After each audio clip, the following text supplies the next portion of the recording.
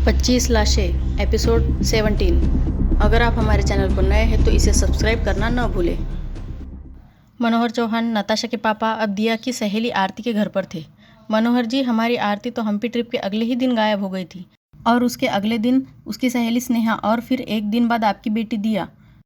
मेरा और मेरी पत्नी शीतल का मानना है कि यह किसी अगवा करने वाले गैंग का काम होगा। हमने पुलिस में कंप्लेंट करवाई है। हम्पी ट्रिप के अगले दिन आरती स्कूल गई थी क्या? जी हाँ, उस दिन उसका स्कूल में डांस परफॉर्मेंस था। परफॉर्मेंस के ठीक पहले मैं उसके साथ ग्रीन रूम में थी। बाजीराव मस्तानी के पिंगा गाने पर डांस कर रही थी, इसलिए पहली बार साड़ी पहन रही थी। तभी तो मैं उसे तैयार होने में मदद कर रही थी।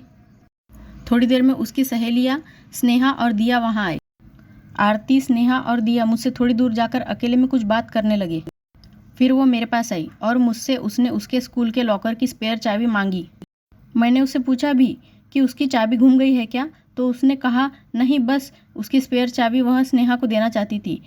कह रही थी कि उसमें कुछ नोट्स रखे हुए हैं जो स्नेहा के परफॉर्मेंस के बाद ले लेंगी। चाबी लेकर आरती उसके दोस्तों के साथ लॉकर तक चली गई। मैं जाकर ऑडियंस में बैठ गई। न जाने उसके बाद क्या हुआ। थोड़ी देर बाद स्नेहा, दिया भी आकर हमारे पास एक ही लाइन में बैठ गई, पर आरती नहीं आई। उसकी अनाउंसमेंट भी हो गई थी।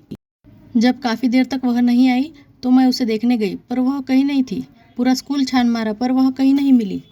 मैंने उसकी सहेलियों से भी पूछा पर उन्हें कुछ नहीं मालूम था। आरती की माँ नहीं जानती थी कि स्कूल के लॉकर रूम में क्या हुआ था। लॉकर रूम में, स्नेहा तेरे पास स्पेयर चाबी तो है ही, तू और दिया बाहर बैठो, मैं इस मुकुटे को यहीं लॉकर में लॉक करके आती हूँ। मेरे परफॉर्मेंस का टाइम भी हो रहा है। स्नेहा और दिया लॉकर रूम से जब निकल गए तब आरती ने वह मुकुटा उस लॉकर में रख दिया और जैसे ही वह मुड़ी तो लगा मानो सारे लॉकर अपने आप बजने लग गए हैं। आरती दोबारा पीछे पलटी। कौन है वहाँ?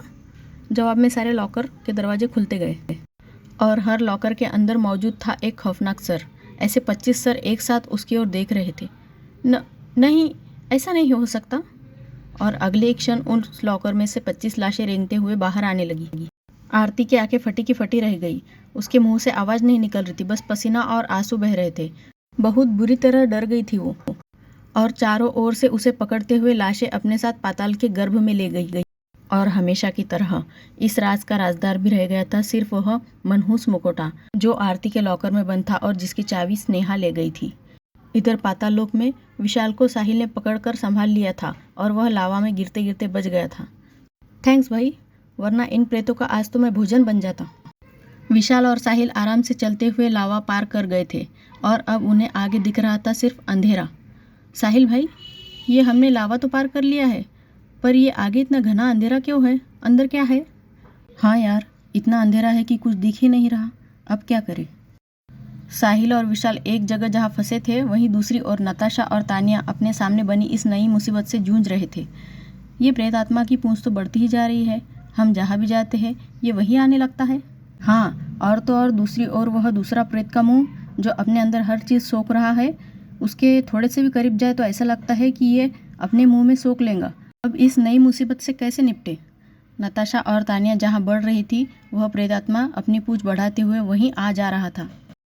बचपन में मोबाइल पर वह स्नेक गेम खेला था ना, उसी की तरह इसकी पूंछ बड़ी होती जा रही है। इस बार नहीं बचेंगी हम दोनों बहनें।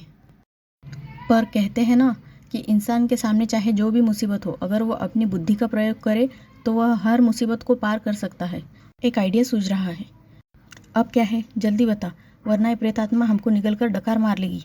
हमें उस प्रेतात्मा की ताकत को ही उसकी कमजोरी बनाना होगा। क्या करेंगी नताशा और तानिया? जानने के लिए देखते रहिए हमारा अगला एपिसोड।